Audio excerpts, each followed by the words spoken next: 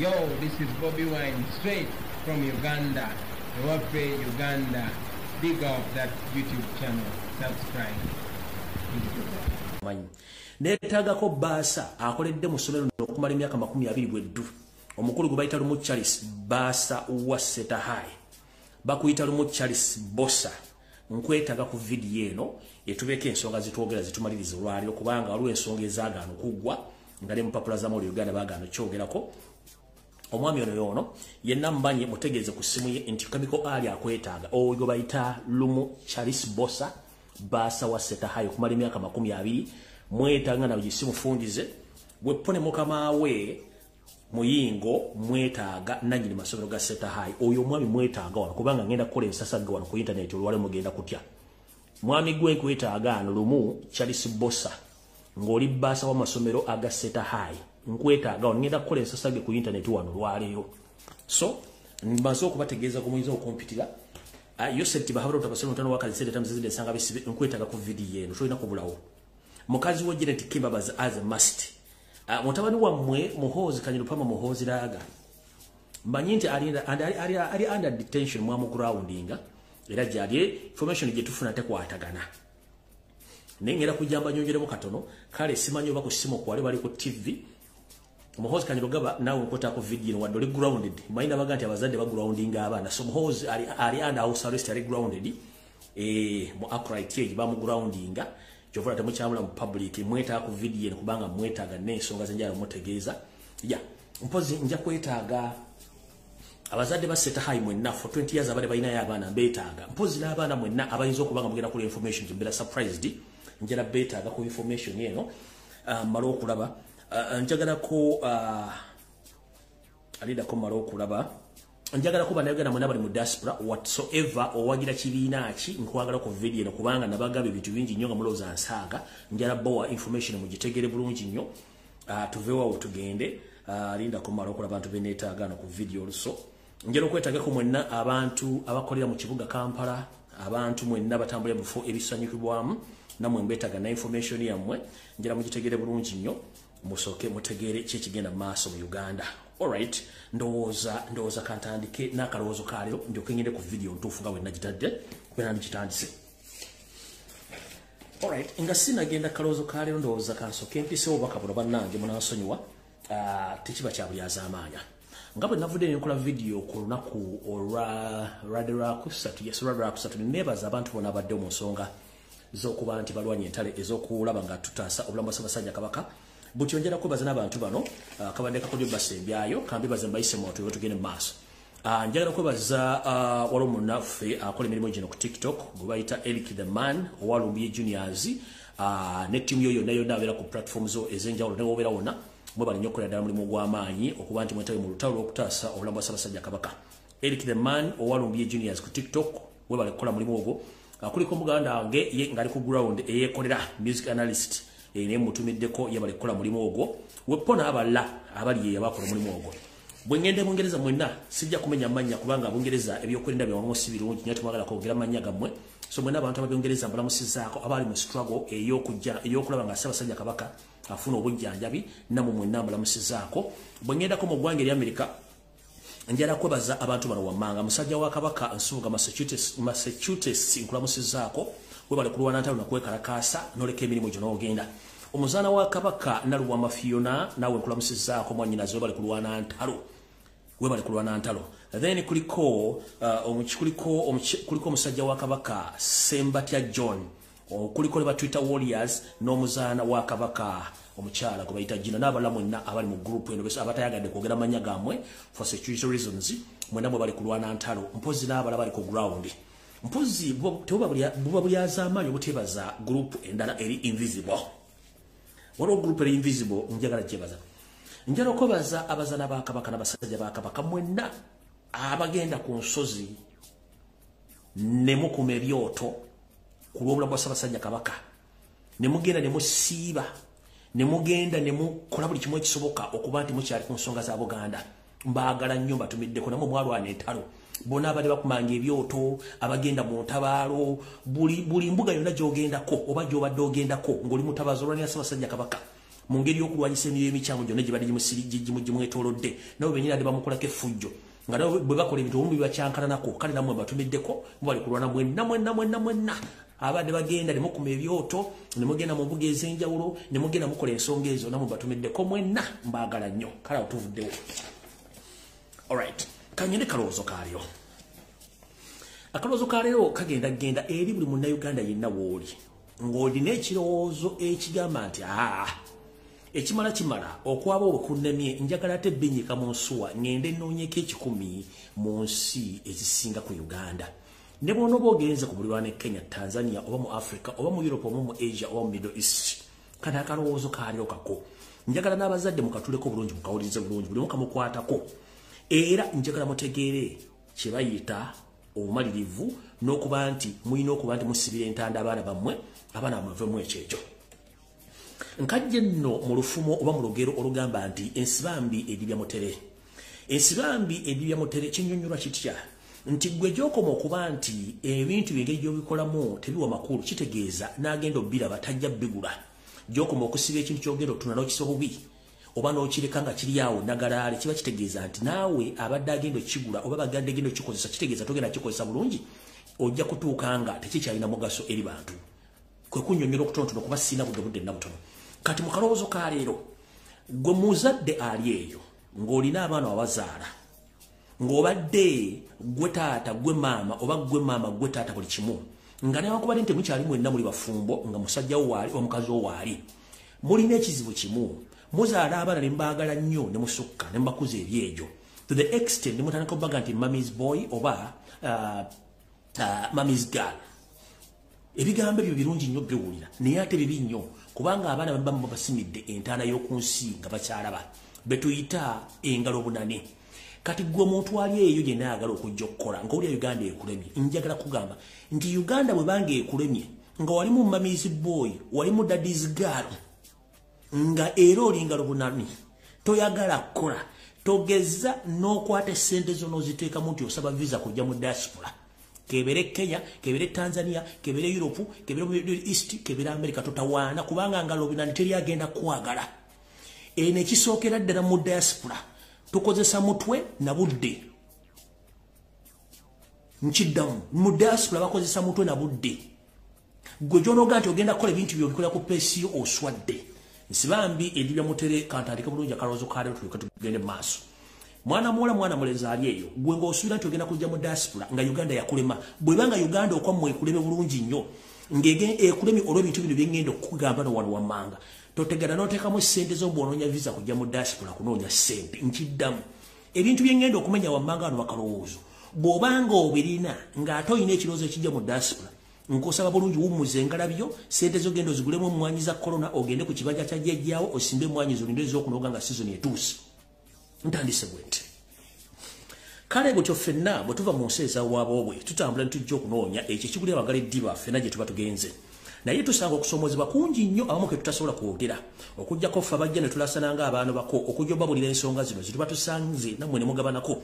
Naye bw'otyo njala bategeeza ng'omwana w'obuwala n'obulenzi ng'oli mu Uganda naye ng'onoonya ekkubo erikufulumya kyandibadde kirungi nnyo obe ng'omanya nti ebintu bino bye ngenda okwogera wansi wano tobirina bw'oba obirina sigala eka totegana kuteekamu ssente zo.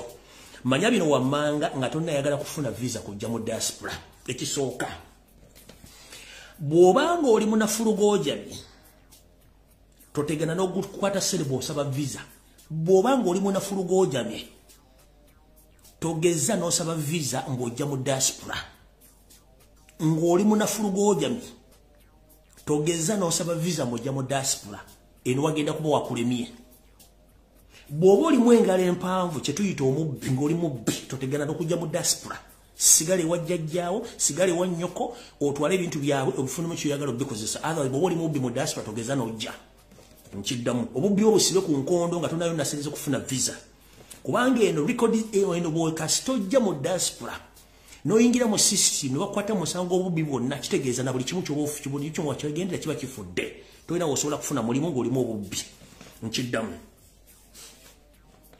okwebaka emboleera mu diaspora okwebaka twebaka mu ssaawa.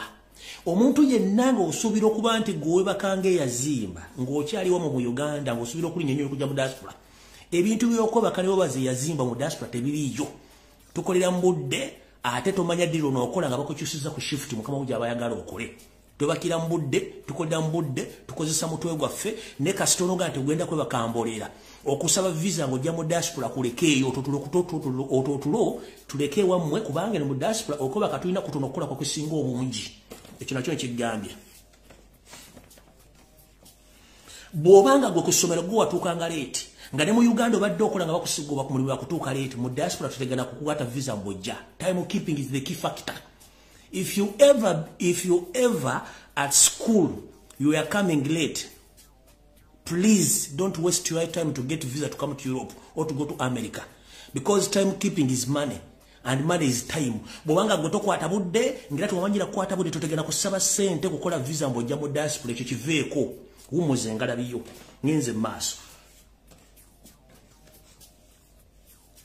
Siba obunafu bwo nawe tutegaza n'osaba visa ng'oli munafu totegana n'osaba visa sigala woli busibe ku nkondo.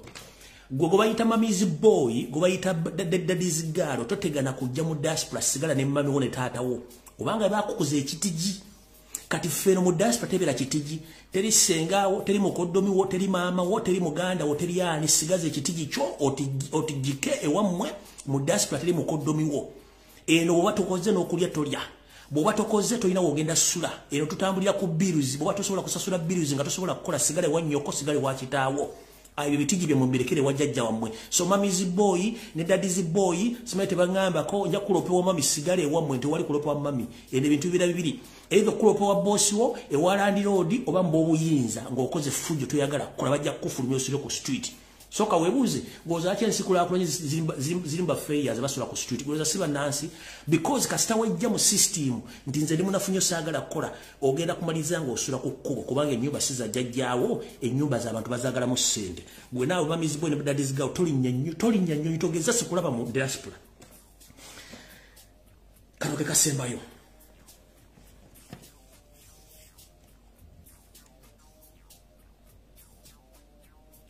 Bobo manyi nti gwe mu bulamu bwo omuntu bwakunyiza katono ovaako ebikondo n'olwana n'ofunye engombe mwana mulenzi bobanga gwomanyi okulwana wasikira kusikira okuva ku jjajja wasengawo mukwano gwa sengawo okulwana kuveeko nti balwana mu diaspora essimu egi esobola okukutikisa n'odda ku nnyonyi essimu egi esobola okukuteekesa mu kkomera obulamu bwonna era mu diaspora tebalwana nkiddamu kembere mu Middle East kebere ludda what the moment you open a war over fight please oba ogenze eno okulwana kukusibe ku nkondo walinga ogenda okujja mu diaspora eno mu diaspora tebalwana any misunderstanding between you and someone else either you call police yebatawuluza so sigwe simeze nakulanya akanyama simeze tebangamba ko nze nkuba bajja kusiba n'ebisumuluzo bigonye bitwale nkiddamu unnecessary fighting mu diaspora tekikola era bajja kusiba bakutikke baddewa mu fujjo ntibakolerayo fujjo ekisembayo okunywa kukkirizibwa naye okunywa n'ovuga okunywa n'otumbula TV radio wano bamalako emirembe ojja kifuwa ng'okizza munda bino mbeera mu mizigo gye Kampala gitaatuuka n'oleeta omukazi ewaka ne muyimba oluyimba lw'eggwanga constitution ne muzibikkula n'oleekana bajja kufumya mu nyumba nga nabo gisimu fungize mu diaspora teri sime kulekanya ufa sime kulekanya TV sime munywedo mu kubendulu bajja bakwata babasibe babateke ku nyoji somo kitegedde bulungi ke karozo kali bifunga tondalinnya kujja ku nyoji kujja mu diaspora wegendereze nyembeera za muze mujje Kampala eno bakuteeka mu line notegera mateeka kyeki ekirala bifunga tondalinnya nyonyi Bobby's mami's boy uliriza bine bigambo mu diaspora yonna omukazi ye overall manager owa buli kimu nkiddamu bifunga tonnali nnyanyonyi omukazi ye overall wa buli kimu era amateeka mu nsi zonna agasinga obungi mu nsi ezikulakulanye abakazi bekibe ba chief controller bino muwoza mu mukazi tanfuga bajja kufuga bino muwoza busimanyi mpangise nyumba bajja kikufulumyamu omukazi agisigalemu bino muwoza nti okuba omukazi ojja mukuba oluyolu ojja kwejusa lwaki olumukubye endo tebakuba bisolo tebakuba baana tebakola ki kati gwalwano ine fujjo okuba bakazi simanyi onyomwe n'okolota n'ogangayira kimanye nti no jojja gye mujogera abakazi mu Uganda eno mu diaspora tebajoga bakazi omukazi overall chief ya controlling amateeka buli wamu mujenga mukimanyi nti akajanja akamwa kasumagize yali amateeka gali mu Uganda n'ebiragiro ebiwomu si biri mu diaspora across the world ojja funa obuzibu ke kaloozo ka leero nkagaddewo ngenze ku kigula lujje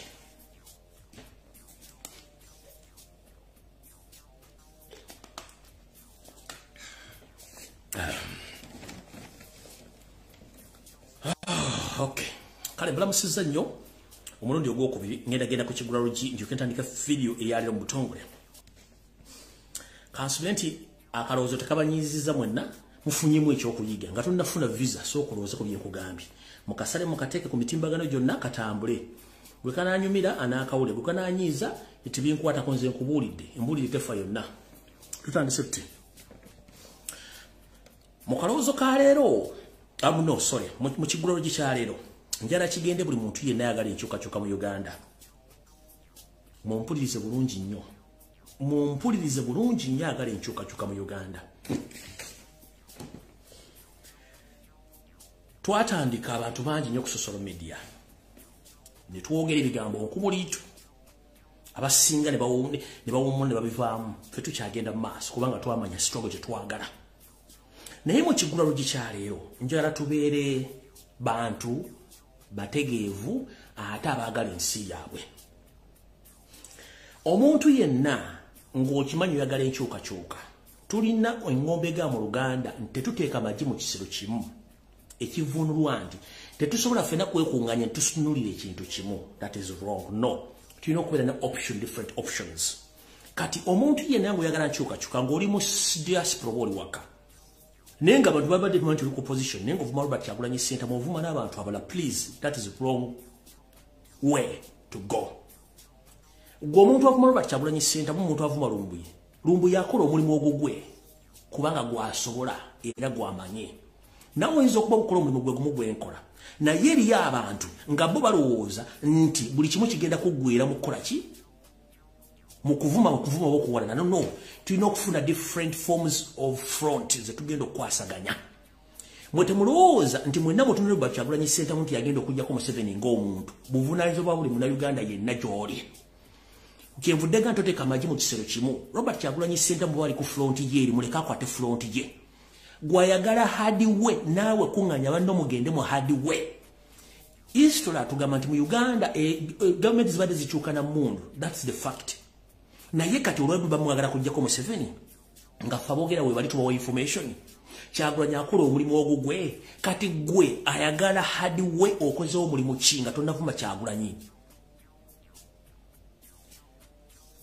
tulina okukola ebintu ebyenjawulo nga tetulinze bannaffe gukola ogugwe n'omulala agenda kukola ogugwe gavumenti ezivuddeko zigiddwako groups nyingi ezizze zirwana n'okulwana okukuuka ejjembo okujjako gavumenti eyo Museveni yagenda okuyingira esiko nga waliwo ebijja by'abayeekera ebisukka mu 10 butyo bwa amini bagenda omuyekera nga byonza by'abayeekera ebisukka 10 n'obote butyo ne kati ffe olwaleero ffenna tunulidde front egi ya Kyagulanyi naye nga n'abalina obusobozi okufandinga ekintu ekifaanagana kiko kiri kyayita gye muli mutunula butunuzi mulinda bulizi Kyagulanyi yabaakulembera Kyagulanyi ali mu diplomacy politics era during Amini's regime waliwo abalinga mu diplomacy politics the likes of Semogere Paulo Kawanga during Museveni's regime Kyagulanyi akoze ekintu kyekimu ali mu diplomacy politics ne waliyo abalala batayagala diplomacy politics benjogerako kati gwoba oli eyo nga toyagala diplomacy politics leka Kyagulanyi akole diplomacy politics gwegenda mu the hard way teri agenda kugaana oba mugenze groups meka we don't care we shall support you nga mwina koze entuufu ne buli omu atunulidde Kyagulanyi avuma Kyagulanyi temumuvuma nedda mumuleke yatwale ekkubo lyalimu namwe mukwate ekkubo eryammwe kubanga ffenna tugenda kubeera mu kisero kyekimu tetuteeka amagi mu kisero kyekimu nkiddamu during Amini's regime eri abantu abalinga Robert Kyagulanyi Ssentamu abazanya diplomacy politics era balina batuuse eggwanga during Obote's regime eri abakola ekintu kyekimu Kyagulanyi kyakola era bakyuse eggwanga mu nkola yaabwe nkuwadde example basemogere we bali Bajowash Mayanja Nkanji baaliwo bajja baswa kapabulu baaliwo naye waliyo abaana bakayiira and others ne ba Museveni baaliyo kati you can be Museveni you can be Kayiira you can be Kamyankwanga osobola okubeera abantu abala bonna ngati wali wowebuzizaako. There is no need yokwogera ebintu bye ku social media. You can do it. Nchiddamu mwavuma Kyagulanyi Ssentamu ali mu diplomacy politics. Tomusuubira nti agenda gula emigemera walamba ajja alumbe Museveni. No, abalina obbikola muli balala nnyo. Era nemba mututte entebe era mujja kutegeera nti mwe nannyini nsi ne kutunula Kyagulanyi Ssentamu kubanga ekyazanya akisomye mu bitabo era bakizanye n'akiraba nga kituukawo. Mukitegedde bulungi. Tetuteeka amagi mu kisero kimu buli omukola gw'olina okukola kubanga noloyala mu nnyindo tulwekula ffeka. Mwabale social media bavuma Robert Kyagulanyi Ssentamu mu mulibanja bankyukakyuka mukozewo ki since tewali okujjako okunenya naye nga nanenya bw'omutunuulira taliidinga akakuwadde demonstration ku primary level gye yasomera. Anenya Kyagulanyi tabeera nkuwadde prefect mu ssomero. Anenya Kyagulanyi n'amaka gamulimu okumanejinga. Anenya Kyagulanyi ne social media platforms zaabwe zabalimu okumanejinga wabula anenya Kyagulanyi. Katuwoneza Kyagulanyi atwala institution enabo political party n'ateekamu ssente n'omuvuma n'omujerega n'omutuusawo omutuusiza. What is wrong with Ugandans? Goba olina hardware genda ku hardware owangule then Kyagulanyi ajja kubeerawo. Tolinda Kyagulanyi kuba ye system gyalina ndala nnyo yeeyo. Nkubuulira abaddewo nga bakola ekintu kyakola era n'abaana batuusizza eggwanga kati gwe mu kifo ky'okumalwa Kyagulanyi Ssentamu kola kiri ekyabala kye baakolanga during the past regimes otujja okusobola Museveni neffe n'abali buli omu tetunalwa Kyagulanyi Ssentamu yekka tunule other options kubanga gyeziri. Eri abasamize bali mu kuloga Museveni guzazi Museveni agenda leeta abasawo kuva e Benin n'abajja e Nigeria uli yakomekeredde agenda Thailand abo nabo gye bali bakola omulimu gwabwe balogo gye bali baloga Museveni from Monday to Friday. Abasamize basamirira Museveni Monday to Friday aveeko n'abala bangi buli mwakola mulimu gwe. Abaganga gye bali mu kugangula bintu bya Museveni bina byasiba nabo gye bali.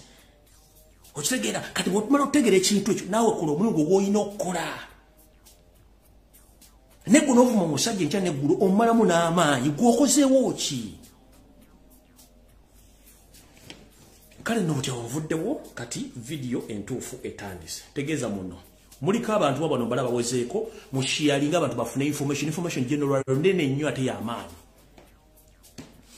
Tutandise tuti. Ndowooza nsooke mbawemu reminder.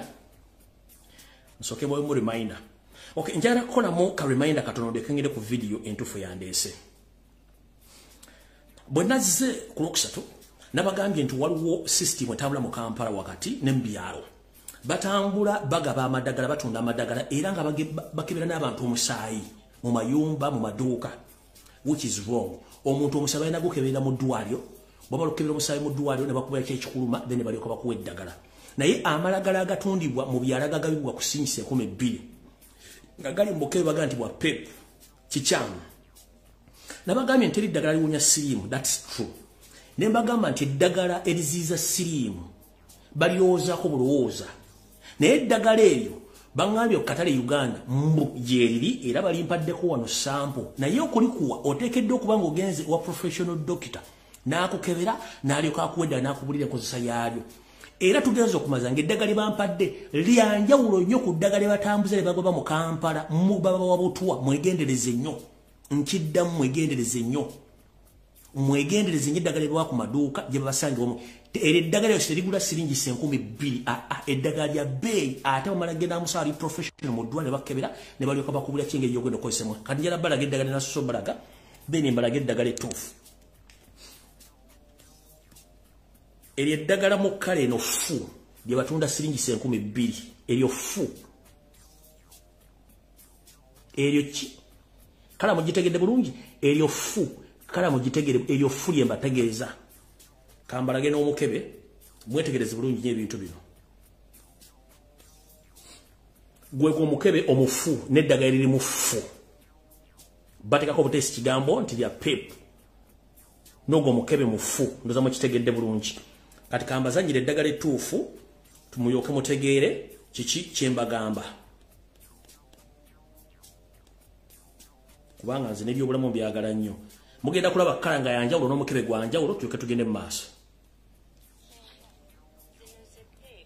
Entuufu bano noziraba wano zino zentuufu kajipa kakebe kawa bwe kati era bw'oba onoozifuna tosobola genda zijja ku muntu bunnabuntu omuntu oba olina genda mu ddwaliro ne bakuggyako omusaayi bamala okuggyako omusaayi kabakakasa oli mulamu nayo kabazikuwa ate ozikuwa olina ebibuuzo ebikubuuzibwa wammanga wano ogenda mukitegedde bulungi nemba sekazanye nkazanyire ndoza mulaba kala yempeke entuufu n'akakeba akatuufu mukala bulungi nnyo kanjawulo nabiri byembalaze mu kusoka binabagambye state biri mu kutambuza eddagala effu temugezaako kala yanjawulo nnyo ku mpeke zino n'akakebe kanjawulo nza mukitegedde bulungi nnyo mayinzi byange mbikola bwe ntyo nembategeeza ensonga nga bwe ziri tugenda mu maaso njala kuyita mu wano buyisi then tulyoke tugende mu maaso ne information eyandeese.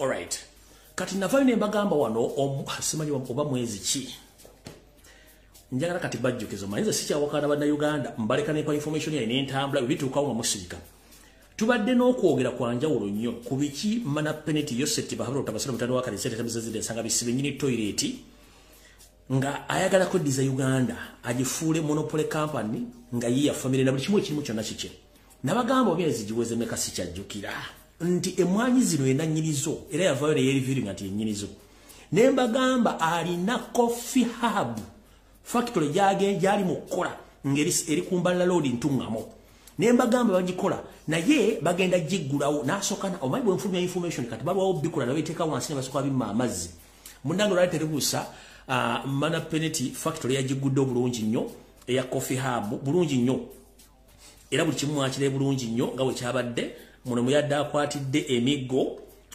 linda koba mu archive muno mu ebiri. Let me see whether I have these photos. Okay, this is no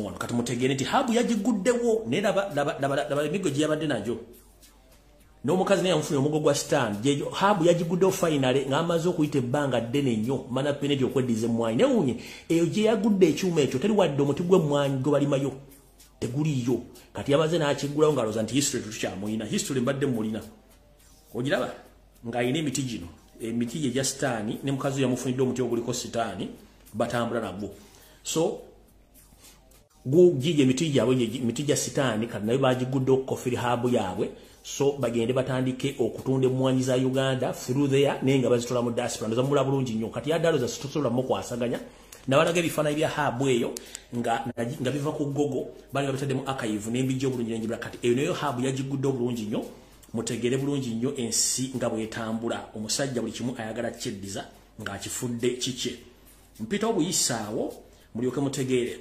Alright, kati njagala kutegeeza bannayuganda mwenna anti nabalaze video zetutadde ku makya nga bannaffe ab'omu Northern Uganda bakedde ku makya ne banaabira abasajja abanyarwanda abavandimwe abadde bagenzi okufuula omugano okuba nti balundira ennyo ente mu Northern Uganda. Njalo kobaza nnyo Honorable Gilbert Olanya, Member of Parliament of Kilak South Amuru District, intercepted almost 8 lorries of cattle with over 1,200 cattle of Balaro hidesmen driven at night to Lakanga sub-county in Amuru District.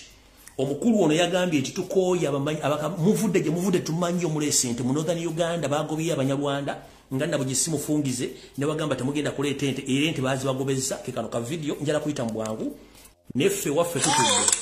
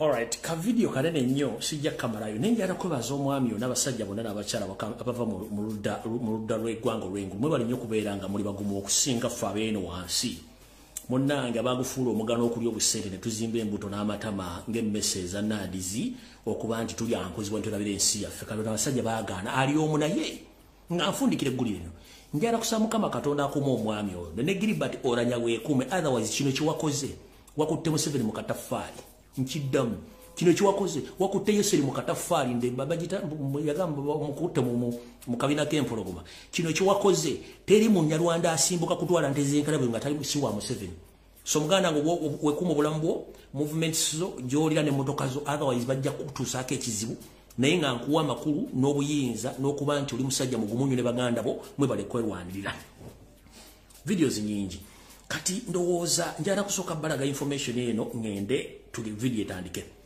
mwenna bana Uganda nga omukulu Sipapa Alimu ali mukomera olw'emisango gy'okubba n'okutulugunya batuleetayo Sipapa omulala kino nkibaddira mbabaleetayo Sipapa omulala era ngenda kubalagaano mu bitiibwa yeeyita amanya ge yeeyita mugagga muto ngenda balaga engeri gyakolagana mu gavumenti n'engeri gyayambalamu ebyambalo n'abamukuuma buli kwemutegende bazimba Sipapa omupya kati njala yeeyita omugagga omuto ono ya managinga drones ezisinga obungi eziri mu kuwamba abaana buli kimu ne kumikola abeera kukanjala balaga ifana bimutegedde ye Sipapa oli mu mpya gobatandise oku traininga tugende maaso amanya nga babuulidde bamuyita omugagga omuto njala mubalaga mu bwangu tugende yoyo bazimba Sipapa omupya mula bulungi nnyo bamuyita Sipapa omuto ya huyo akumba ba SFC mutegedde bulungi nnyo akumba ba SFC yoyo mugagga omupya go bazimba sagala batuukeko nga temumanyi yoyo mugagga omupya Sipapa omupya go bazimba njala mutegere bulungi nnyo nti state ezimba omuntu omulala zezo drone za managinga eziwamba abantu mwakolera emirimu gye mutegere bulungi nnyo bw'atyo bw'atambula ng'akola ne state njala mutegere bulungi nnyo yo Sipapa omupya ajja yo yeeyita omugagga omuto so drone zonna eziwamba abaana mu bitundu bya Kampala bazimba Sipapa omuto ajja wuuyo ekyo mukitegedde bulungi nnyo saagala mu bugambe mbukisaba temumanyize mbawa information bulungi ne mutegeera oyo Sipapa omupya gwe baleeta mu Kampala n'okuba nti akola emirimu gya Sipapa ndoza mutaba bulungi manyize mbawa information ne evidence yoyo Sipapa omupya n'aba SFC njala mutegere bulungi nnyo kiki babaleetera mukitegere bulungi nnyo oyo ndi Sipapa bamuyita mugagga muto so womusangira wonna kimanyi tolina state agent ajja kuba akutuusaako obulabe kale awo nno nvuddewo kati njala tandika bulungi nnyo video eyandeese tutandise kati ka video katandise video etandise eyandeese video etandise etya wasanya kalu chali sipita mayiga nkula mesiza kansuye cyo libulungi jebala kujja otusaka engalo nkulabe nako zino munnange wefutika nga akajonjo muliiso omanyi bote wefutise buneyano nkulabe ku mutimbagano gwa Facebook mu kifo kyo kuleka sawa sajja kabaka nagina ne yeyagala nafuna obujjanja businga ku gwesebo wefudde kagubiru ngejjindu lyenkoko kati olwaliro otadde ku mukutu gwo kampuni ya mukamawo Salimu Sala kulemezeza mbuyinza bone Museveni nga mwaddidde linnya sawa sajja kabaka ne muliteeka ku kidyeri kya Salimu Sala kyo badomenti badde bakikola ne mukituma sawa sajja ne mukituma Mutebi owokubiri kana akamanyiro kandi badde kakoma erinnya ly'omuntu ng'owe ekitibwa sawa sajja kabaka afuga Obuganda terimala gatumba buli kintu nga siyaaki in fact yabayina okukola ki yabayina okukiriza ennyere ne mutadde ekidyeri kino mukitumya erinnya lya Ssaabasajja Kabaka mu kujogo kw'ekika ekyawaggulu mukifuula nti kyabwakabaka kino si kyabwakabaka ne bizinesi ya Salimu Sale gye bakolyamu okutambuza amaguzi gaabwe gamba ng'okuyoola omusajja ogw'ebbeeyi n'okuba nti kutambulizaako maali yaabwe so mukulu mulekerawo akamanyiiro bizinesi za mukama Salimu Sale tukimanyi nti yakukozesa era gwakubira essimu n'ategeeza Museveni bakulemeze ku Bwakabaka bakulemeze ku Bwakatikkiro zino zonna business mudida business za Salimu Sale muzifuula za Kabaka era obitimbye ku mutimbagano omusajja go butaswala era kyovola abantu nze musoka mujja kunnenya kitono ngenda babula information mujja kutya ekisokera ddala nze ngenda kwebaza baganda baffe aba Ganda boys mwe bali mulimu ngomukola mulungi nnyo era nze mbabaza ng'omuntu olwa effort gye mutaddemu okupromotinga ekitiibwa kya Buganda ne Buganda naye gwe mumanyi chemical ali tamala gagwira kintu nga tamaze kukola kye tuyita back check oba back track yensonga lwaki sina postinga mulimu gwammwe wantu wonna nkyanoonyereza naye njagadde obebaza kuba abantu bali bantu omusajja njagadde obebaza bo bali nnyo omulimu gw'omukola okutumbula Obuganda naye nkyakola okunoonyereza ku buvono obuddo bw'ekintu kino naye nga mwe bali nnyo omulimu gw'omukola musufu nnyo Mukama bakuume mwe bali promotinga kitiibwa kya Buganda ebisigadde mujja kumpulya nga mmaze okukola saaki yange era nja kudda mbebaza naye nga nganza omuntu mbebazizza ne kulwa abanoonyereza bange n'amawulire g'enfulumya sinatuuka kukola official statement nakubatimba nakukola buli kimu kubanga nze nsooka kunoonyereza kyekiriwo kubanga ebiseera bingi nnyo Yoseri akozesa abantu okulaga nti kino kirungi tugenda okumekkeza nga kino kibi oba kiri kiriwo ekiti so situagala kugwa mu katego ako naye nga njala obebaza nnyo Baganda boys mwebale nnyo okuba nti mukola omulimu ogwo ogw'okutambuza ekitiibwa kya Buganda awenkomye kati bannayuganda mwenna bali mu diaspora mumpulirize bulungi nnyo navaayo nzize mbagamba information ekwatagana ku ttaka ne mbagamba nti Museveni ali mu kakolyo kakutwala ttaka ly'abantu abali mu diaspora nga bali omuyanja omwenge nze sinywa mwenge njagala mugende ku kibanja kya Minister of Lands mu Uganda Minister of Lands and Housing and Urban Development mugende ku Twitter mugenda sangayo ekiwandiiko nga kino nga kiriko ebyapa byonna ebyasaziddwamu naye nga abantu bagamba nti mwe kennyini mwe mwasabye ebyapa byammwe ebyabula oba ebyabbibwa oba ebyafoojingibwa bikyusibwe naye nga bino byonna by'abantu abali mu diaspora oba wagira NRM oba togiwagira nabaga bagenda kukyusa ettaka lyammwe nga temulina gwe mugende ku Twitter mujja sangako ebyapa byammwe n'amanya gammwe ne plot number bwe mba mwasiikinga okuddamu bakubira ebyapa that is okay naye information gye nnina kiyinza batwali obudde okuddamu okufuna ebyapa byokusanga ettaka lye balitutte mugende ku Twitter mutimbagano gwa Minister of Lands Housing and Urban Development ebyapa biyitirivu nnyo mpozi kangende kuwano bibino ebyapa biyitirivu nnyo kangende kuwano bibyo okwambuka bibyo biyitirivu nnyo n'amanya agaliko naye nga byonna abantu bali mu diaspora kati genda ku Twitter okebereko oba ekyapa kyo kuba amanya gwe gali eploti number ekyapa newe kisangibwa kino kibagenda okusazaamu naye nga notukubisaza mbu byabula message esoma bwet kanji basomere mulyoka mutegere information gyembawa to all Uganda land owners in diaspora, credit institutions and the general public. The following have reported their titles stolen, misplaced or lost, and have requested special titles to be issued to replace the one lost. Kindly retreat widely. 1 out of 4. Bagabiwat.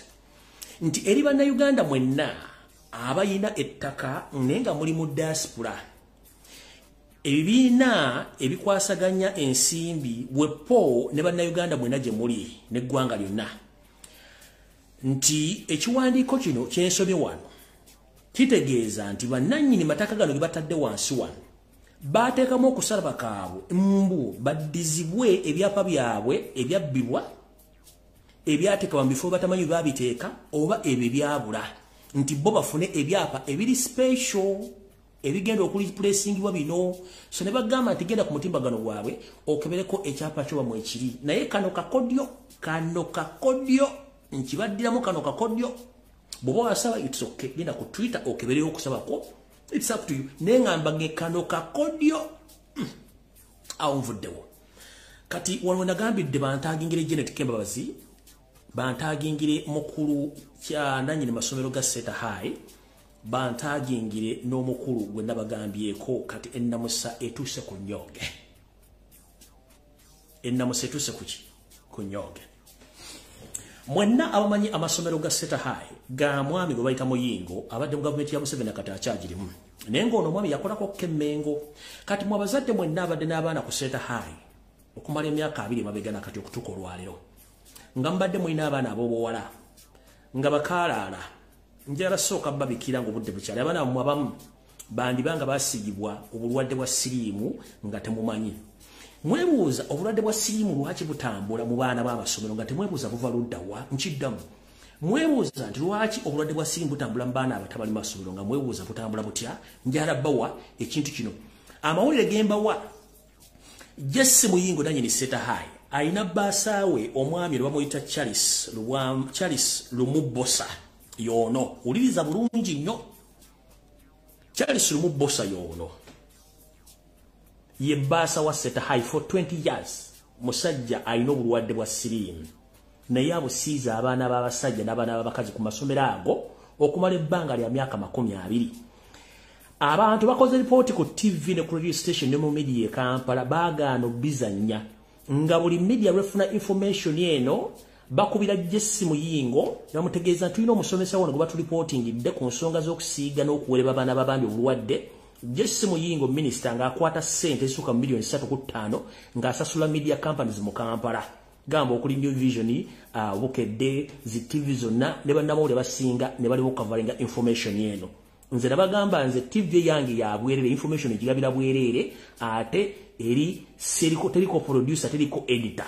Oyo omwami bamuyita Lumu Charles Bossa. Bwana abayagala mu information nja kuleta n'obujulizi obulala kubanga ngenda mudda mu party tunze kikwatagana kusiiga obulwadde bw'okusiiga abaana b'eggwanga siriimu tetugenda kikkiriza.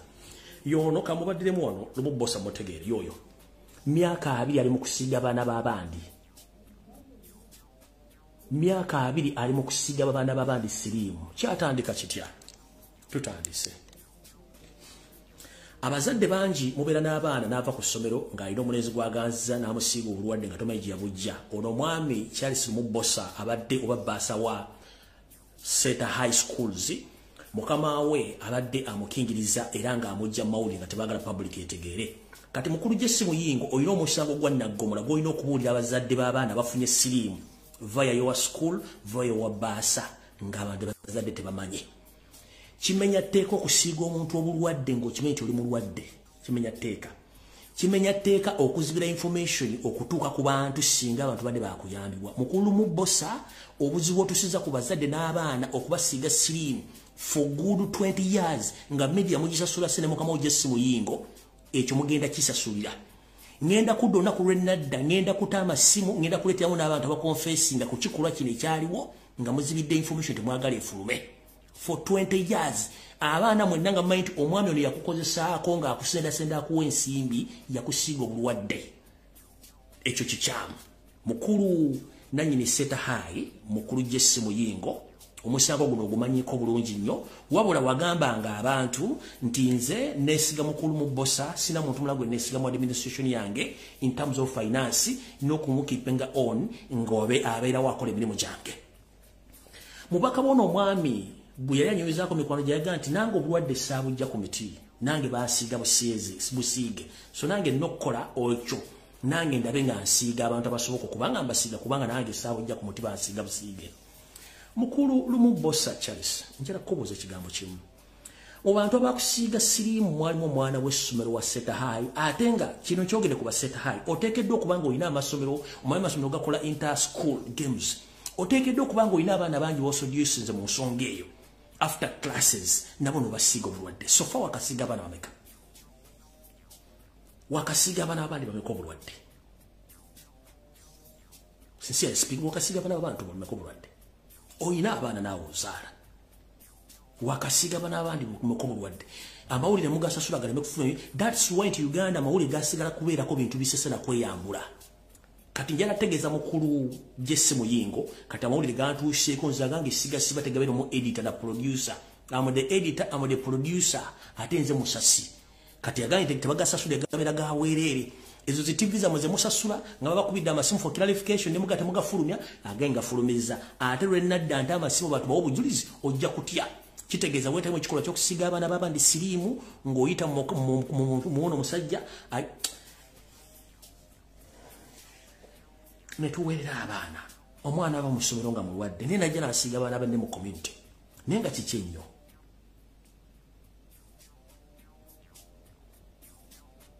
Nga kiki nnyo ddala?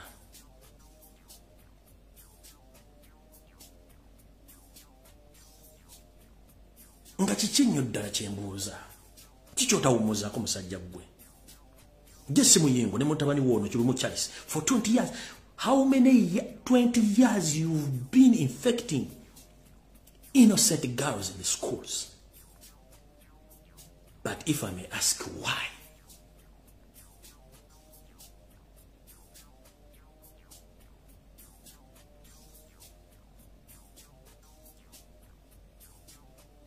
Why?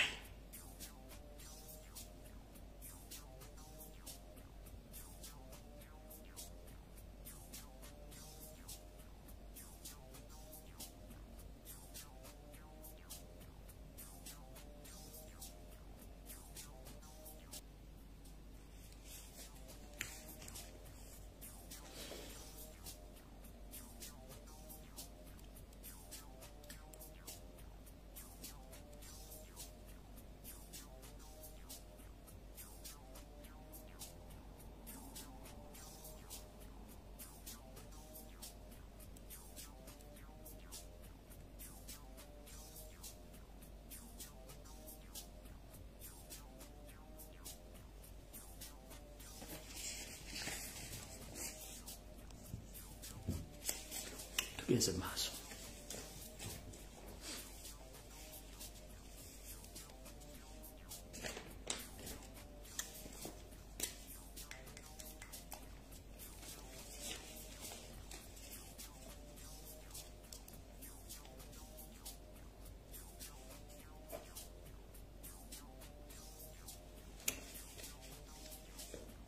Munansonyi okuba nti ndi so emotional ensonga ekintu kino kikwata ku baana bato abali innocent ate nabo gye bava ne basanga bayanga innocent souls abalenzi nabo ne babasiiga ne kitambula bwe kityo kati oyinza okusanga olukala luno omusajja ebintu byakoze nga biri mba innocent people abawera omutwalo b'olukumi because of his stupidness and recklessness.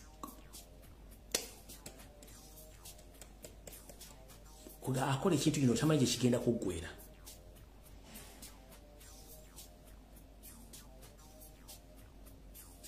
Genze maaso. Njagala mutagingire wano babeeyita ba musicians, njagala ba events promoters, ba musicians, ba DJ ne ba VJs with Paul, ne ba entertainers abali mu entertainment sector. Mbalamusizaako baganda be kansuenti muli bulungi. Bukyebale kujja mutuusaako engalo nzalo bategeeza kubajjukiza nti gana mawulire agoogera dda. Nzize mbawa information ninga bamwesulire gwa naggamba. Good enough nti mwaga ba artist babayimbi mu Uganda nti mmwe temuli mu politics tabakwatako mwakyogera bulungi nnyo mga affe politics tatukwatako era kyagulanye kimbedde message kugera mu politics kubanga bijja tutawanya kati kamba buli ekintu gambo kimu najja nenkola video esimanyi myezi meka kubanga bwenta video nenjita bangi tadde basi kyagirako obuvunanyizibwa nemba gamba you are going to face the consequences of saying that you are not interested in politics mugenda kifesinga mugenda kifuwanga mukiza munda video simayo anajikola myezi mekeba beka kati kyatuukiridde namwe bagala okutegeera mugende ku Twitter ya Uganda Revenue Authority oba ku mitimbaganiro baba timbidde dda information ebakwatako mugenda tandika okusasula emisolo before you perform atenge emisolo biyitirivu atenga gikwatako buli omu naye mujjukire mwatonda emitima gyammwe ne mugitunda wasali musale ne mutunda ne rights zammwe nga temanyi rights zammwe kati omuyimbi yenna omutegesi w'ebivulu dijja akubibima mu disco naawe ayogerera firimu eyabalula esiri n'abategesi b'ebivulu. Uganda Revenue Authority yagambye nti etegeeza mwenna abali mu art industry music industry nti mugende mu kimene namba zammwe mugende mu kimene tini namba zammwe komuyina okusasulira emisolo eja buli kivulu kye mukola oba eja buli disco kye mukuba oba eza buli kintu kyonna ekyekwataganyiriza mu entertainment muyina okutandika okusasula emisolo nga nabo gisimufungize naye mujjukira abayimbi abamu atunda rights zammwe wasali musale abamu mwaga temuli mu politics kati politics atandise bakwatako ate olw'okuba nti temuli united n'okuba nti ekibiina ekibagatta mwali mukikuŋŋaanya mufune eddoboozi lyerimu era mukyalemeddwa. Ekisooka mu Uganda temulina na copyright law esobola ba protecting nayo teriwo mwagisuula. Kyagulanyi yali bayamba kubanga president nga teri agenda kubeera president w'eggwanga nga kijja bangwira nnyo okweforcinga amateeka gano mwamuvuma ne mumukola bimwagala kati right na mugenda kifeesinga. Abavu promoting ebivulu abayimbi badijje bavijje mwenna mugenda tandika okusasula emisolo nga nabo gye simufungize.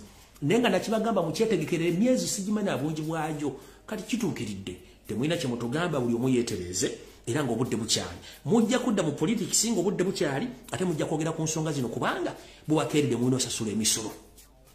Kati mujja otegeera nti ensi mulina okwenyigira mu buli kimu ekigenda mu nsi oba kwekalakaasa oba kwogerera abantu bawambibwa oba battibwa otherwise abantu bawambibwa abayimbi bona kasitangirina kaseke n'ennyimba ntegeka kuserena n'ennyimba bagenda kubasiba n'ebibogagayo mulina mu bitwale kubanga kibabuulira.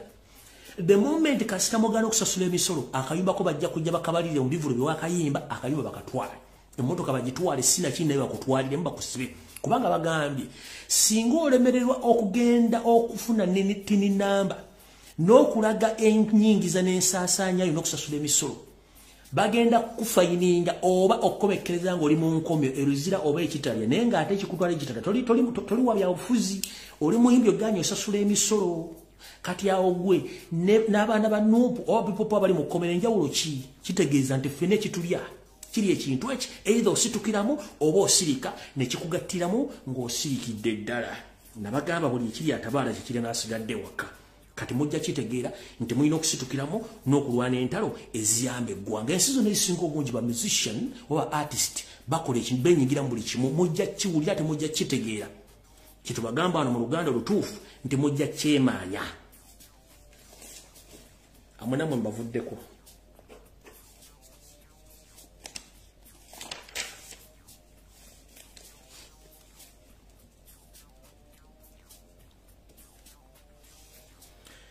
buno baka njala bugende eri abasajja n'abakazi aba national platform stroke people power naddala nga muli ba MP twabalonda nga tubaagala nnyo era nga tusubire mugenda kukolera bantu good enough at last tutegedde nti twakola loss which is okay we don't have a problem with that naye eno message njagala egende gye muli bwemba mwalya ssente zammwe ne musirikire ddala but don't antagonize and sabotaging those people who can speak nkiddamu don't sabotage those who can speak mutukimanyi mwalya ssente zammwe bamemba ba parliament ba nupo basinga obungi ne musirika mulooza 2026 mwaka mulya naye muleke abo abasobola okwogera boogere muleke ate bayingirira kubanga gwe lya ssente z'osirike ayogera nga ye asobola okwogera muleke kino nkijje mu kkoeyo ndaba ku social media nasooka ne mbasaba omwaka guno gwenye nga tugutuuse ne mbagamba mwena ba foot soldiers ba well wishers bwe tukola omulimu gwegumu tujjemu kye tuyita love mu kukyusakyusa eggwanga nti I love Lumbuye bw'akola ensobi I don't blame him bwemba njagala simanyi zaake bw'akola ensobi I don't blame him no mu democracy getulwanira buli mukulembeze alina okubeera accountable alina okubeera questionable alina tuddamu answer mukitegeera kubanga bwe tuba tuli mu system y'omukulembeze atabuuzibwa ataddamu answer kiba kitegeeza tuli mu sengavanga vuddemu tuba tuli mu luyimba lwerimu kati bwe tuba nga basinga obungi mwaja ate muleme kulumba muntu akola ki ayogera mwalabi honorable zaake bambuuza bannamawulire yagambye nti nze siri wano nti najja kunoonya nsimbi najja kuteeseza bantu nakubakola ki najja kuteeseza bantu sajja kunoonya nsimbi mu parliament nina okuboogerera so kati byonna bemwogera simanyi sina bwe ngenda kutemwa tubye bagambye naye in the same way ntegeddeko nti ba social media activist abanoobo amu wasasuddwa ssente okulumba zaake that is wrong mukikomye don't please mujeravu mu kintu kino is the only person who can stand on the parliament floor oba ekintu kyayogedde oba kiriko answer oba kiriko order paper tekiriko n'akyogera bravely than any other person in the parliament please respect him bamemba parliament abamusoozemu olunwe abaagala omukuba bakulembeddwamu Mpuga Masayas Wakayima Musoke kuoli na kuoninga dda Wakayima Musoke manyinzi byange byogera kate ng'omusezi agula essowaani Wakayima Musoke na kuoninga dda ne kuwa mu sample nendo za tewategeera nina conversations ndaguddeko mu group za muzembere gye munywera walagi nga gomu ku bantu abafunye ku ssente ezigenda okulumba zaake naye nze ngamba wekulidde akabazi kugulu kasoke ndonye conversation eno basobola ogifuna kuba saagitadde wano wensomera ebintu byange Katonda nyamba saagala gipostinga kubanga naye kama nyamba ndawo banjifuna wano naye nga kinjagala bategeeza nti ebintu bino tebigenda tuyamba bwabanga zaaka asobola okwogera mumuleka ayogera basigadde musirike ayogera akole ki ayogere kati mu betukola omulimu gwegumu no wano sijja gifuna kanjireke nenga mu conversation abantu balona zaake bameba parliament banopo bwemba mwali asiriza musirike nenduzaake muleke kati olwaleero ngenda basabe naku zomwe ziri 30 omwezi ogw'Okumi omwaka 2022 njala tumaleko omwaka guno bulungi nnyo nga tetuyombye naddala ffe ba foot soldiers our mission is to ask questions not to fall in love with the politicians nkiddamu our mission of all foot soldiers and Facebook bloggers and TikTok bloggers our mission is to ask questions kubanga kino tekibadde mu history wa Uganda nti bannabya ofuzi babuuza ebibuuzo na accountability kibadde mu Uganda kibadde mu system ya Kyagulanyi wokka yensonga lwaki tubabuuza ebibuuzo kati goboteeka mu laavu kubanga simba pale bakwadde emitwalo 10 yakwadde emitwalo 3 simba mwagala nnyo kiba kitegeeza gwe tomanyi kyoyagala Go omuntu goyagalira ombula nti kino kikyamu nakitegera mukitegedde bulungi nnyo kanjera bagamba mukulu wa KADIMA Musoke ne banno abaweredde ensimbi okulwana zaake mukula kyabwerere olw'ensonga nti tukimanyi bulungi nnyo ebintu byonna bingi nnyo teweetaaga na kuyimira wantu wonna kumanyira zaake muleke ye bw'aba asobola okwogera ayogere omusirike nga mwasirike edda kati nawulidde nendaba omukulu ono luupu nga zze ayogera ebigambo ku TV n'ayogera arrogantly like his fellow comrade Wasanya Kalu Charles Peter Mayiga kubanga basoma mu kitabo kyekimu basoma mu kitabo nkiddamu Mpuuga Mayiga basoma mu kitabo kya Museveni. They speak arrogantly and they don't respect anyone but they hope people to respect them. Tebakimanyi nti ffe twasomako akatono tusobola okusoma mu byogambo byoyogedde ne body language n'engeri ne body language ne facial expression yino tumanya ono kikyategeeza. Wavudde nga ku interview nga noyogera ebigambo bingi indirect wadolumba zaake indirect wadolumba lwakyagulanye sentamu ngenda kuba explaining ekintu kino mukitegeere buli muntu njagala oluze ebigambo bino bulungi nnyo wammanga obitegeere bulungi nnyo ntandise bwenti ekisookera ddala wagambye nti gwe toli muntu wakwagala kuzanya politics wakulinnya ku mmeeza. What was that meaning? Was that necessary to mention? The whole world knows it was our President Robert Kyagulanyi Ssentamu who protested n'alinya ku mmeeza ya parliament ng'alaga obutali mumativu. Wali tulumba Robert Kyagulanyi Ssentamu tozanya politics wakulinnya ku mmeeza. Who else? Ani yalinya ku mmeeza ya parliament? Njagala tugende njala mbanyonnyola ebintu bino byonna mpola mubitegere bulungi nnyo nzijemba buli ne meeting gyerimu ebungereza biki byayogera nsubira nti kuno mukulembeze kolemu n'akamusada kumuteerako nzibye mbyogera kati ngaagula essiya ntingira kulira ku bantu bange yagamu mu bisiri byakoze yega nti yetaliwo okuzanya politics wakulinnya ku mmeeza nembuuza ani yalinya ku mmeeza ku munnabyabufuzi bwe tumanyi yali president waffe Robert Kyagulanyi Ssentamu kitegeeza amulumba indirectly naye nga tayagala kutegeeka kwogera. Yagambye nze siri moyo politics yaluwa. N'agamba nti nze siri mu kifo kya Ruupu mbokubanga nali nkyagala. No. Era nze ndi wokusavinga opposition.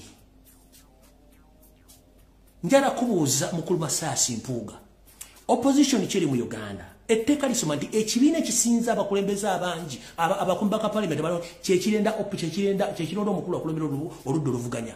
So wagendako mu FDC nekulondanga group, wagendako mu UPC nekulondanga group, nogendako mu DP nekulonda, wagenda mu Jema. It was National Unity Platform kubanga yina babaka abangi aboludda oluvuganya. Robert Kyagulanyi Ssentamu n'akwapointinga nga leader of opposition CDP, CJEMA, CFDC, CUPC. So you are questionable and you are answerable to Robert Kyagulanyi Ssentamu and the National Unity Platform, not to the entire opposition. Do you copy that?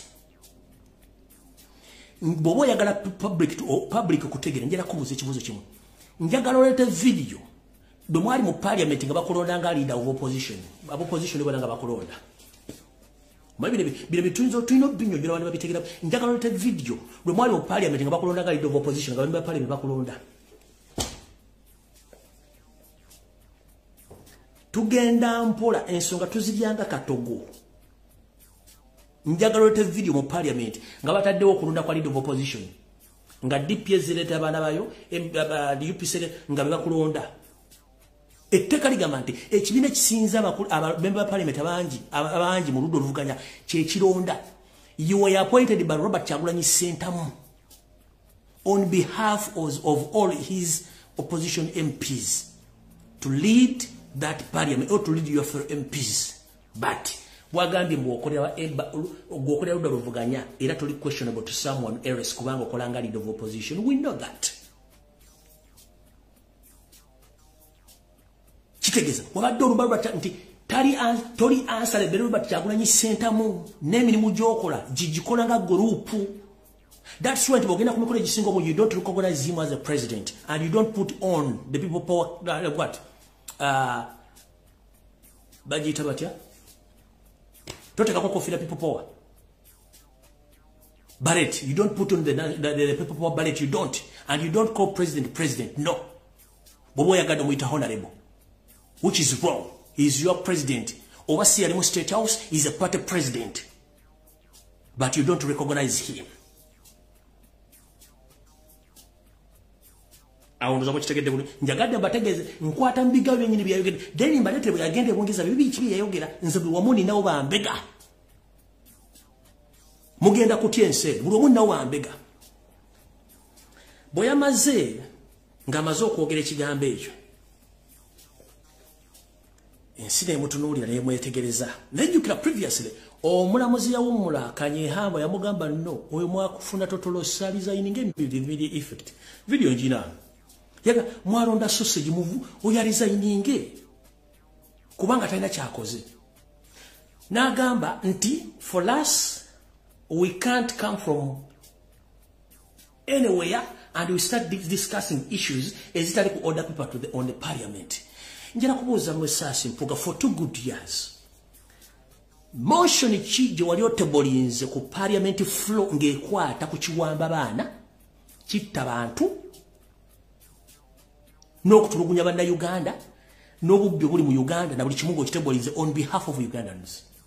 Motion chije waliotebulinze nga egana okusasanyizwa kw'ensimbi z'omusolo okufektoge motion chije Chemukola bemanya tuwagenda kuita motion awo nga mugenda Anita Amonga about trips nga mugenda mu diaspora nga mutuula nga musirika obanga mulwala obanga temujja nga ziyitawo kati zaake ye yasala leerwe n'agamba oba ku order paper in fact go nina information etegeeza nti gwe kennyini tewali MP1 nup asobola kujja kwogera nga tamaze kuyita muggwe amala kusaba lukusa kujja kuggwe era bwe babikuwa ebimu bitu tosobola bikkiriza bigende ku order ya parliament so nga ate leader of opposition alina okutunula ku order ya parliament n'amanya kye bagenda okuteesaako n'ateekako ebiri on behalf of his members tokikolanga kati mukulu diri wali otabulinze ekintu kyonna nga kibenefitinga bannayuganda abali mu kubona tekiriwo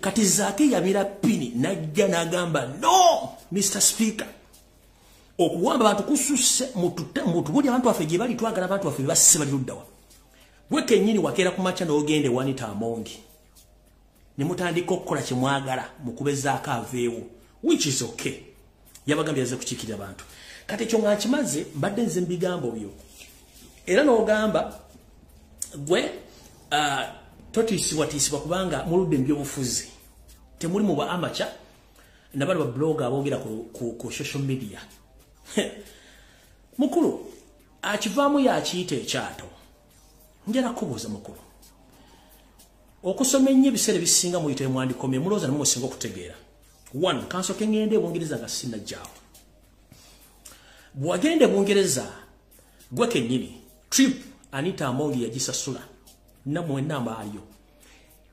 temwasinkanako chaputa ya England yonna yabakulembeze abali mu das abali mu Bungereza temwagisinkana mulina akakundi k'abantu bamwe wasinkana era ne mwogera ensonga zammwe ba chapter leaders bona bali buyuka basinga omungi tebasinkana tebakusinkana wagano basinkana era tewayogera ku nsonga za kuwamba abantu na kubavumira ddo kutwala ekiwandiko kyonna mu parliament ya wadde kiwa member parliament yenna tewakikola wabula mwasinkana mukafaakamu ne muteesa ensonga zammwe nga mmwe bino bintu byayogera ng'oli mu Bungereza 1 wagamba you pity people in the world including UK who are still following Lumbuye and listen to his information wachogera n'ogamba nti era mwe temwagala ki politics era fe tulina omukulembeze gwe tuzimba agenda okujja manyi politics kubanga ono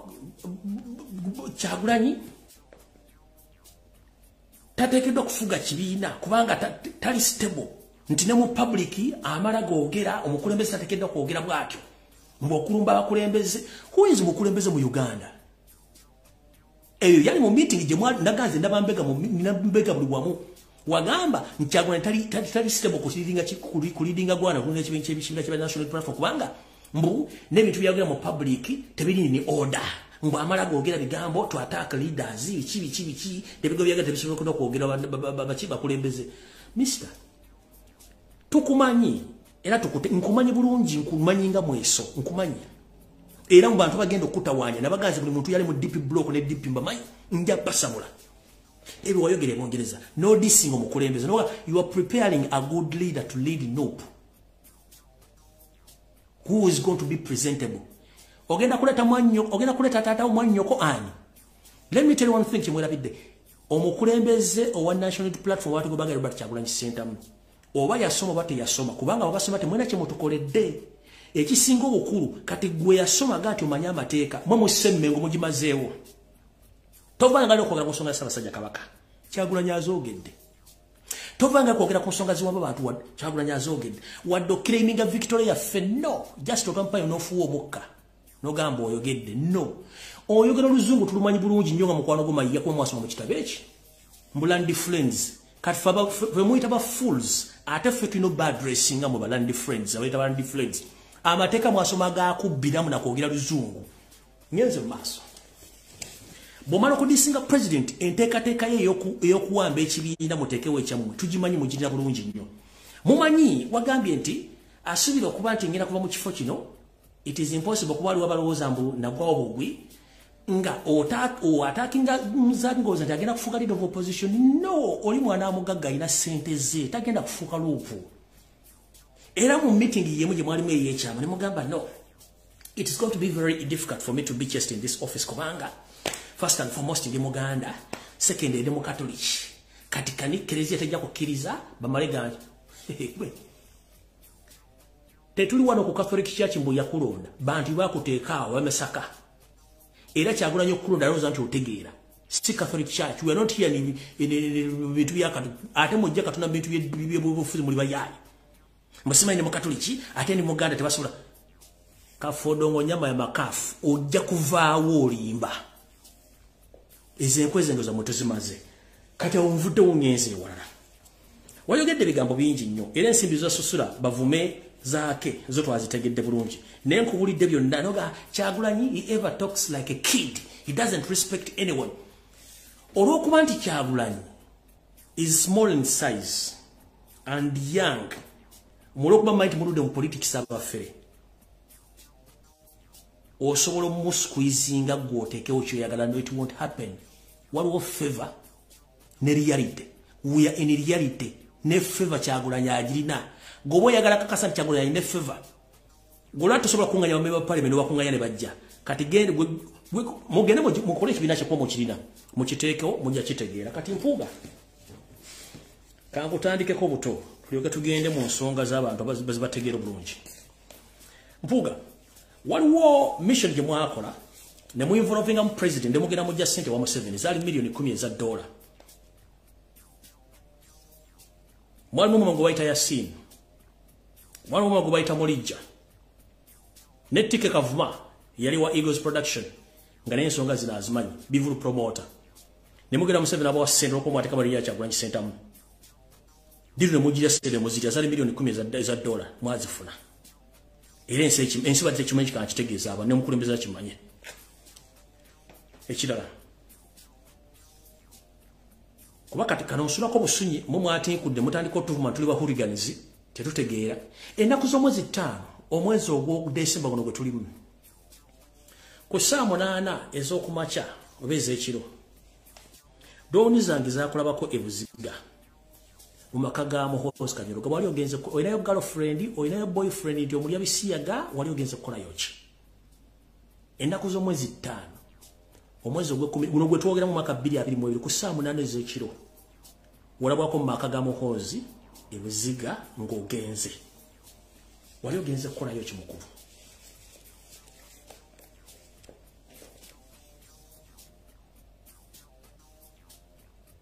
Amazima tugenda googera ate mwe babologe bose ne mugenda kulumba lumbuye mujenga mukimayi kuba nti nze njabba kubanga buli omu mumanyi. Sirina kifo kye noonya, sina bukulembeze bwe noonya, njogera mazima nga bwe gali bwe natandika bwe njogoogera. Saula mu kibiina kubanga tetujja kubira na nkwezenge eva. Ng'ekibiina kyononeka abaana b'abantu bali mu kubatta. Nga mutuli amwenkwe.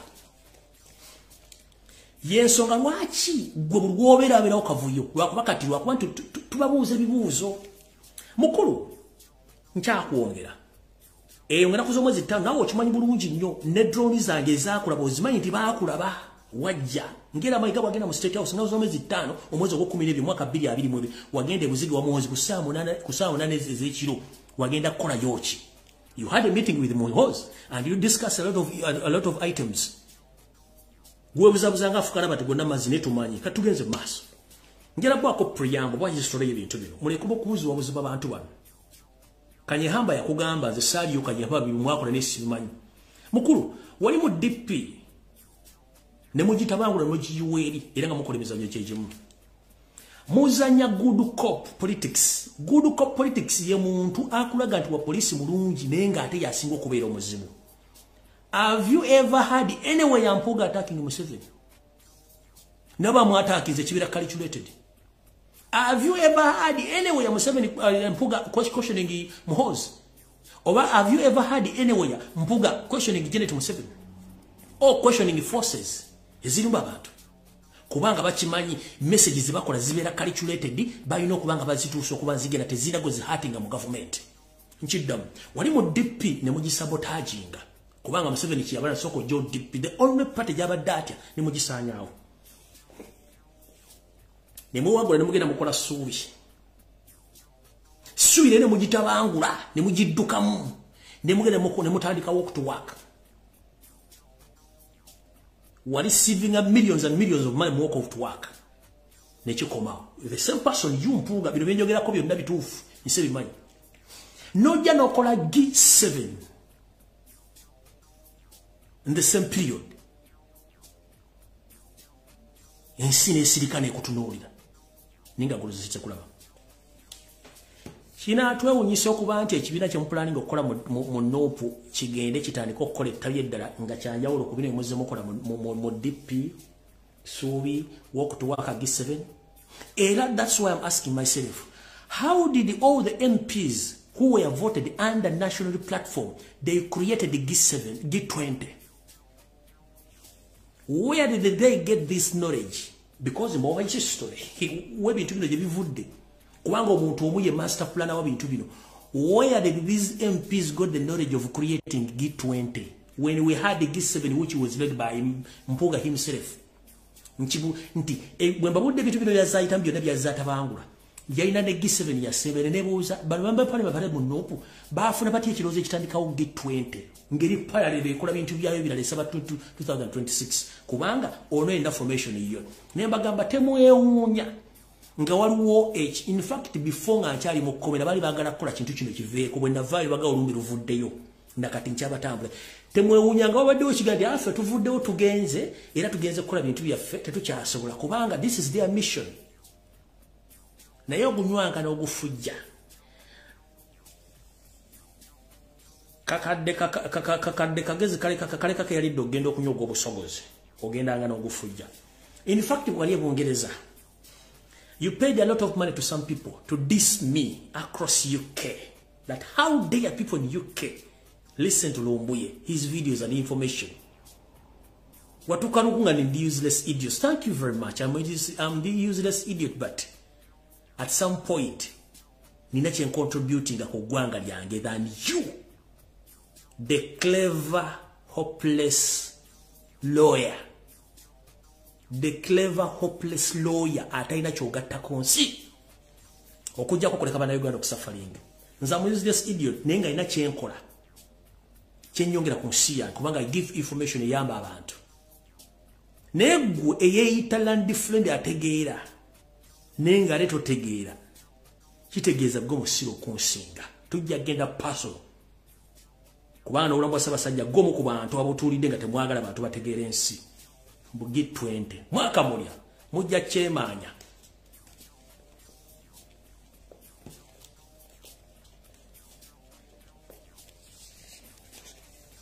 kati ebintu byonna mmalo byogera njala mbitegeere sente Bungereza zasaasaana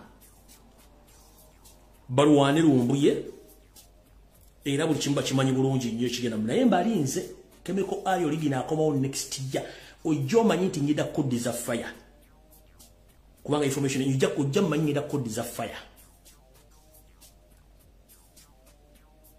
ojja manyira code za fire with a lot of information kuba na information na evidence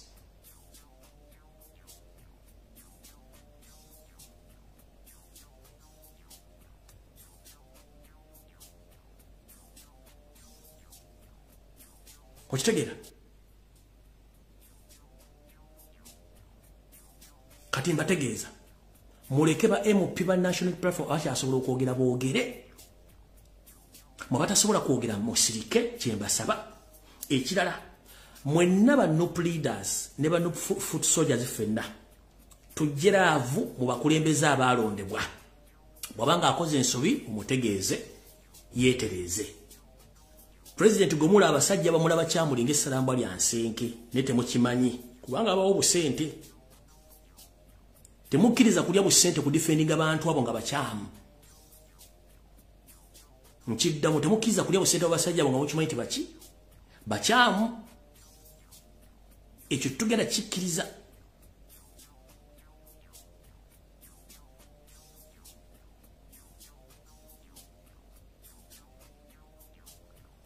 no kutyobola Robert Yagulanyi sentamu omusajja yeewo mubiri gwe n'obuddemu ne sente ze nakyo tugenda kikkiriza olwokuba mulaba n'omulala omujja gwe njagala okugamba njalaga omusajja gwe bayita Mbwatekamwa MP wa Ntebe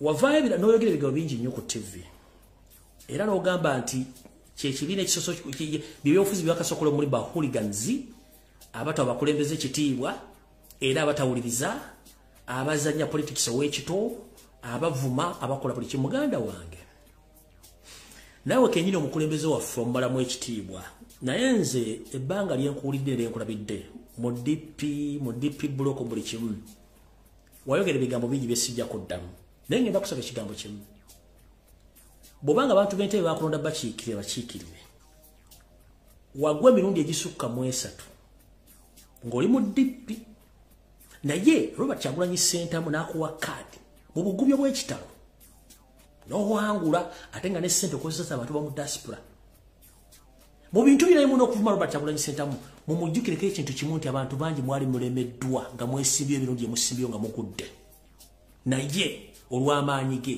ne muyitawo Mbwatekamwa before nga tonnalumba Kyagulanyi nga tonnamubuuza abayita atya fane ennafu basajja mmwe omukulembeze abayita mugende musinkane nga tana kyabaagaza abamu ne mugaana okujja mu meeting z'okutera ku press conference temujja mu meeting ezirimu okubuulira abantu emiramu egitegera temujja kubanga mumunyoomanga omuntu ekizibu na kino kiikino kankiba buli mu basajjamu abaganda beeyita bannabyabufuzi mwe musinze okulemezaako Museveni nga munyooma baganda bannammwe olw'okuba mulowooza nti mwasoma nnyo mumanyi ebyobufuzi tebyetaaga kubanga baabisoma njala kubuuza mmwe abali wa Museveni nga muli mu NUP Museveni yasoma wa ani yali amumanyi before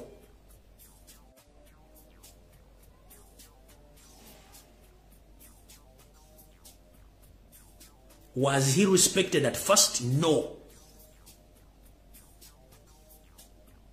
Was he rich? No. The idea was the single piece of land yafite by 100 ngatajirina. But omusajja gumujerega alina business ze, alina obulambwe, alina family ye. Ngolokuba mind yajja byofuzi nga moto. Kati mwe kibaluma muli basajja bakuru temuwa respect, mumunyooma no bayita temujja. Please. Ngenda basa with due respect. Bobanga yakuwa card no itamu. Mu respecting ekwecho kubanga mwale mu mirundi egisinga obungi. Ekyo kyomu kimwebazeeko. Singa teyali yete mwandiseewo. Abaana mugano okulwana ba foot soldiers ne mugano okuyamba. Abamu bafa baziikibwa. Gobere mu parliament. Bogamba nti bahooligans bavuma. Oyagala Mbwatekamwa naawe mpuuga abaana bajiba kuseba kutemetema majiba bakuba majama vuba kubira emigo. Ngano kwogera mubagano kwogera. Ngambagano kwogera. Omusajja muwe ku kitiibwa.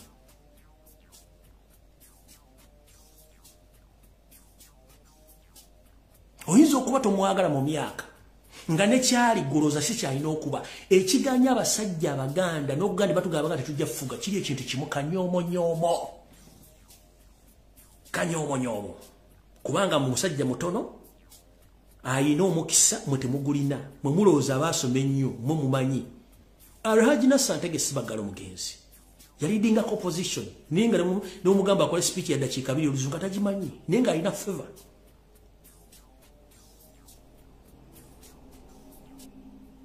Nyo kuba abasajja baganda muino ekikulu mwe mulowooza nti omuntu alina obbakulembera alina kubanga yasoma nnyo ategeera nnyo naye nga tekimiti abantu abategeera ennyo olumba tebasoma kati mwe kyekibu ekiru akanyoomonyoomo.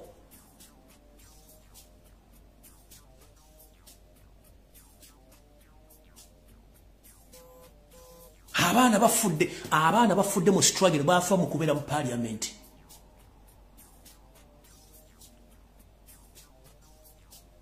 Ba foot soldiers awo bonna buli omwe ekitone nnyo ku baana byali badde alina pichi ngevudde mbambe ba parliament buli mu yagula pichi n'ajwa bana ba foot soldier. It's approaching 3 years now. Bakyasaba ssente za data era musuubira Kyagulanyi yagenda zibawa. No, that is wrong. Kubanga mwe mwayingira mpale mufuna omusaala era okuwulira omuntu ng'avuna foot soldier simanyi oli MP omuyita Huluganyi kitegeeza gwe Huluganyi kennyini kubanga tomanyi kikyakutuusaawo. Olina okusooka n'otunulamu abagajja wava wali olina ki abamu mwali temulina na capital nga temulina ne kyemulina ne ssente ezabongera okugenda okuwanisa zaava mu bantu. Bafutu soja basi wali makomera na tabana wali omwana Olivia Nalotaya. Imagine omwana omwe bamusibya kagigenda mwena. Teri asobola na mwogera ku waddoku kabe abakazi mu ndugu tayasobola kumukogera ku mukazi Olivia Nalotaya ali mukomera for good 3 years. Olivia Nalotaya. Is it Olivia Nalotaya? She's in prison right now. Almost it's approaching 3 years. Tewali wadde mukazi mu parliament wanupo asobola gante bannaye tulina omwana omuwala yasiba mukomera tavaayo kiki n'abaana bali mukomera tetuba banja bingi kwate mulina gwe mugenda kuliisa temulina gwe mugenda kunywesa naye mulageeko ku respect eri omukulembeze mulage eri obuvunaanyizibwa abantu b'emwalo ababalonda mulage eri obuvunaanyizibwa babamabata babayirawo omubiri.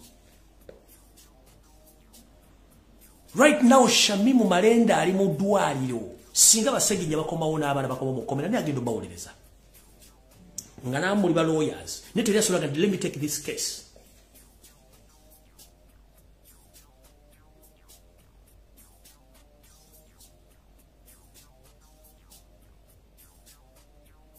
Teri yagamba let me take this case. Sagirinya agenda kudda abaana bonna bafusoja bali mu makomera bagenda kudda. What if Shamimu ntasobodde kubeera in time? Who's going to take on that case? Sincerely, muga tubalumba. Tetubalumba kubanga twagala. Kubanga musudde obuvunaanyizibwa bwammwe. Mutuvumisa ku social media nga abasajja balina ne batuvuma. Kubanga muganye twala obuvunaanyizibwa. Olivia Nalotaya emia galo alina family emyaka 3 omusibye. Teri wadde MP mukazi yali atebolize nti we need to get this girl out of the prison. N'abalala baliyo. Mukazi mune bamwerana kyokka nga yagendayo ku lwawe.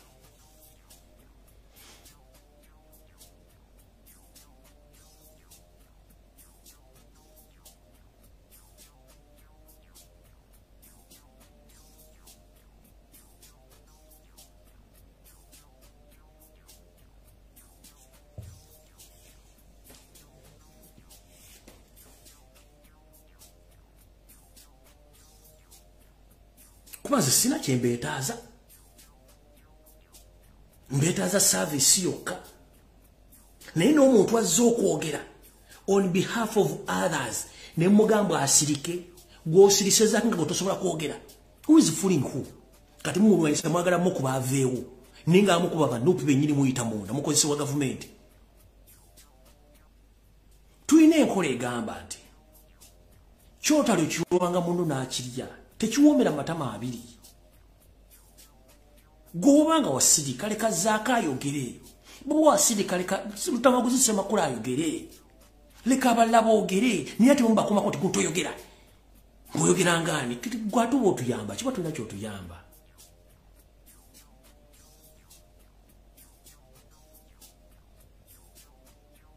Mbate mutuyambi mba mutulidde munyoloko. Nze siri wano nempigwe gwe nwanira sina gwe nwanira wabula nwanira mazima na bwenkanya n'abaana okufuna freedom yaabwe. Mwandibadde mwateekawo da pressure ng'abaana abo batabonna bali mu kkomera bamemba parliament 5-8 mwandibadde mwakola dde ekiwandiiko nga mwademonstrate nga ne mu parliament mwagivaamu dda muteesaaki kubanga n'embeerayo tewali kigaana kuyita buli kimu kiyita. Nkiddamu mwandibadde mwakola dda petition nga mwagamba parliament nti ba national platform boda bakwatibwa bafuluma makomera by all means bwe mbatemukiza tetudda kudda mu parliament kibira kulikole. Ne muteesa temwina kye muteesera biyita. Nemba je muli biyita nemba temuli biyita kati you better do what is supposed to do mulwanirira abaana baffe baveeyo ebisigale tujja biraba kuba temwina kye mutugasa kuzimba mbuto kuvuga motoka za bei kyemba mukola kiri ekintu eki. Guno omwaka ogutandika bwe tutuuka mu gw'omukaaga temwina tusaba petition oba kusaba kwonna abaana bafulume mu makomera. Parliament temwina kye mugikonamu kubanga ne bwe mbeerayo biyita nebitabeerayo biyita ate fun enough ne omugenda okuteesa ebimuteesa tetubifunamu kubanga temuteesa bya national platform muteesa bya mwenga abantu n'okufuna ensimbi kubanga ne bwe tuli mu parliament sente musigala muzifuna omusala gwa mugenda ku muki gende ku account kati mutuyambe mutukolere ekintu kimu bye mwakoze mu mwaka ogujja mutuyambe mugende muteeseza abaana babajje bonna.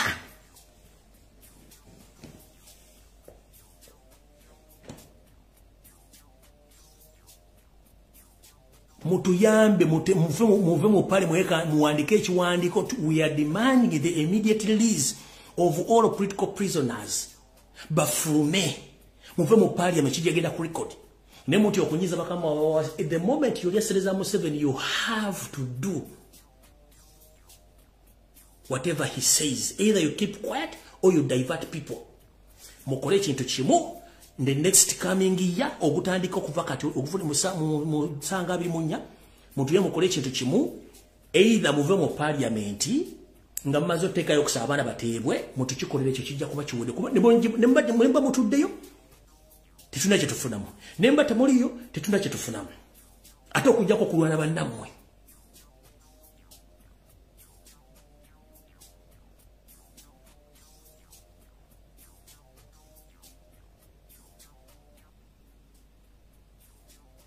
Kubate mwina kye mutuyamba mwatu akola total loss we know that but mujjukire eri abaana abayiwawo omusaayi kulwa mmwe abali mu makomera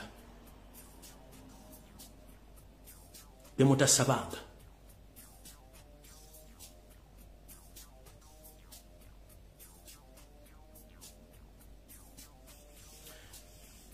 Nansi n'obulungi atera na nnyoka mukama 13 mpeera kwekikoze obubi kiri gy'oli naye mbabuulidde gano ge mazima ayagala gawulire atayagala gajja kukaayira.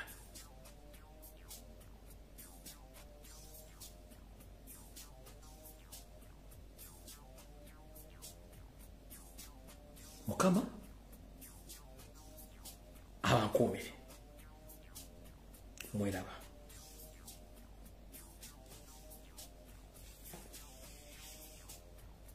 Yo, this is Bobby Wine, straight from Uganda. Ewaffe, Uganda. Big up that YouTube channel. Subscribe.